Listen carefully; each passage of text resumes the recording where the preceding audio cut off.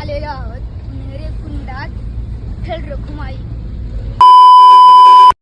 Guys, जय सियाराम. आणि आज आपण जात आहोत पालीला बल्लाळेश्वर बाप्पाचे दर्शन घ्यायला. मित्रांनो, काही प्लॅन केलं नव्हतं. अगदी शेवटच्या क्षणाला ठरलं की पालीला जायचं आहे. मग काय, रस्ता होता गोल आणि गाडीत घातला पेट्रोल आणि आम्ही पोचलो उन्हेरे कुंडाजवळ. मित्रांनो, जेंट्ससाठी वेगळं कुंड आहे आणि लेडीजसाठी सुद्धा वेगळा कुंड आहे. औषधी गुणधर्मांसाठी ओळखले जाणारे हे झरे त्वचारोग, ॲलर्जी आणि संधिवात बरे करतात असे मानले जाते. आंघोळ केल्यावर कडक उन्हात वाऱ्याचा लाभ घेताना मग दिसला मला माझा मित्र, मग त्याला पण घेतला मी कॅमेऱ्यात. नंतर आम्ही गेलो विठ्ठल रखुमाईच्या मंदिरात.